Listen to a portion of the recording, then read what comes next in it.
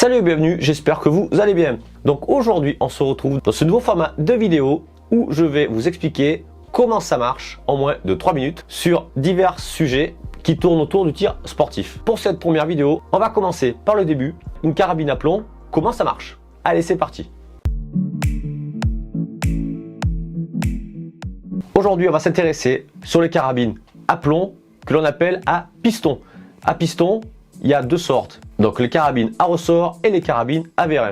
Donc pourquoi un piston? Simplement car à l'intérieur de la carabine, il y a un piston qui est là justement pour comprimer l'air, d'où le nom carabine à air comprimé. Donc pour le fonctionnement, c'est très simple. Je vous mets des petits schémas et des petits dessins pour que ce soit beaucoup plus simple à comprendre. Donc pour armer une carabine à plomb à piston, que ce soit à ressort ou à vérin, donc en réalité c'est la même chose. La seule grosse différence entre les deux, c'est que le vérin va être plus silencieux que le ressort, car forcément le ressort, quand il va être comprimé et qu'il va lâcher, hop, il va faire plus de bruit. Donc pour armer ces carabines, il y a deux possibilités en fonction du type de carabine que vous avez acheté. Il y a, comme les miennes par exemple, c'est on brise le canon, on l'amène en butée à fond, donc le piston lui va descendre en même temps que l'on baisse le canon, on entend le clac. Une fois que c'est comme ça, ça veut dire que là le ressort est comprimé, ou le vérin, c'est la même chose. On peut mettre le plomb dans le canon, on relève, hop, on fait un clic. Une fois que vous avez votre cible en vue, vous voulez tirer, vous appuyez sur la détente. En appuyant sur la détente, donc la gâchette va libérer le piston qui va être bien entendu poussé par le ressort ou le vérin. Ce qui va se passer, simplement le piston, grâce à la force du ressort ou du vérin, va comprimer l'air qui est dans le cylindre. Et donc toute cette air qui est comprimée va vouloir sortir par le canon. Et comme il y a le petit plomb qui est dessus, et bien lui il va prendre toute la puissance du piston, de l'air qui a été comprimé, et c'est comme ça que le piston sort de la carabine. Ah, c'est pas plus compliqué, c'est vraiment très simple le fonctionnement. Et c'est pour ça d'ailleurs que ces carabines ont beaucoup de succès, car elles sont pas chères, fiables et simples de fonctionnement. Bon, bien sûr, vous l'aurez compris, on ne peut tirer que coup par coup. À chaque fois, il faut briser le canon ou alors actionner le levier d'armement, à chaque fois.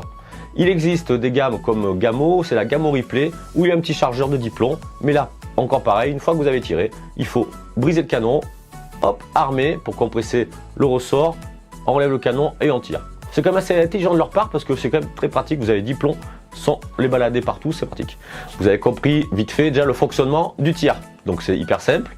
Mais le plomb, vous allez me dire, ouais c'est bizarre, tous les plombs ils ont des jupes. La jupe c'est ce qui est derrière le plomb en V. Donc la tête c'est une chose, la forme c'est en fonction de ce que l'on veut tirer. On en parlera dans une prochaine vidéo. Et l'arrière donc ça fait en forme de jupe en V, car bien entendu l'air quand il va être expulsé par le piston, ça va s'engouffrer dans la jupe du plomb. Le plomb lui va grossir légèrement, il va prendre la forme complète du canon et du coup voilà ça va jointer parfaitement le canon et donc toute l'air propulsée sera dans le plomb et c'est pour ça qu'il va très vite. Et pour propulser ce plomb, les canons des carabines sont rayés. Rayé, c'est pas comme les clés de voiture contre les carrosseries, non, rien à voir. Il est rayé forme hélicoïdale, ce qui permet au plomb de tourner et du coup ça améliore énormément la stabilité du plomb et donc la précision du tir. Voilà pourquoi les canons sont rayés. Donc il ne faut pas s'amuser à mettre n'importe quoi quand on tire avec ton carabine. Des billes d'acier ou quoi que ce soit, surtout pas parce que c'est un métal très dur et ça va abîmer le canon. Et du coup ça va peut-être fonctionner le premier coup, mais au fur et à mesure votre carabine va s'abîmer. Elle va devenir de moins en moins puissante parce qu'il y a de l'air qui va s'échapper et le plomb n'aura plus du tout la faculté de tourner aussi vite. Bref, vous l'avez compris, il faut utiliser des plombs pour les carabines à plomb. C'est aussi simple que ça. On va parler de la puissance. Il y a des carabines à plomb de 7,5 joules, donc plus destinées aux enfants. Voilà, pour le tir à 10 mètres, c'est sympa. Voilà, pour initier un petit peu au tir sportif, ça peut être cool. Et elles sont vraiment pas chères d'ailleurs. Donc voilà, 7,5 joules, on va dire c'est pour tirer à 10 mètres. Donc les carabines un peu plus puissantes de 10 joules, c'est souvent pour les enfants. Et on va pouvoir tirer cette fois-ci entre 15 et 18 mètres. Donc déjà, c'est beaucoup mieux. Ensuite, on a les carabines de plus de 10 joules, entre 10 et 20 joules. Là, ça commence à être intéressant. Donc adulte ou enfant, enfant sous surveillance, parce que là, ça commence à taper assez fort. Donc les carabines de 10 à 20 joules, c'est pour du tir à 20 mètres. Très précis pour les 20 joules, 20 mètres. Vous pouvez même monter plus à 30-40 mètres avec du 20 joules. Voilà, 19,9, je précise. Ensuite, il y a des carabines à plomb de plus de 30 joules et même 40. Donc là, ça commence à être très puissant. C'est pour du tir à 50 mètres. Mais là, il y a une subtilité.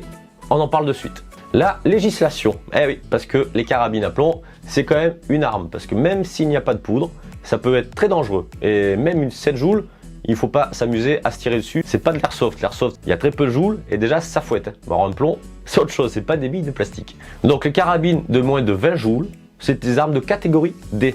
Donc on peut les acheter, donc elles sont en vente libre du moment que vous ayez plus de 18 ans. Voilà, avec une pièce d'identité, vous pouvez acheter ces carabines. Au-delà de 20 joules, alors là, c'est autre chose, soit licence de tir, soit permis de chasse. Parce qu'au-delà de 20 joules, ça devient très dangereux. Tout le monde ne peut pas les acheter. Heureusement d'ailleurs, parce que déjà qu'il y a des accidents, ce serait vraiment très dangereux. Bon, voilà, la vidéo est terminée. J'espère qu'elle vous a plu. Bien entendu, il y aura d'autres vidéos qui vont traiter du tir sportif. On parlera des carabines CO2, de l'airsoft, du PCP, des lunettes pour savoir quoi acheter, les plombs. Bref, vous l'aurez compris, tout l'univers du tir sportif. On va en discuter ensemble. Donc plusieurs petites vidéos qui permettront de ne pas vous ennuyer. Et puis voilà. Hein. Bon, ben sur ce, je vous invite à partager, liker si vous avez aimé. Abonnez-vous et on se dit à la prochaine. Allez, ciao.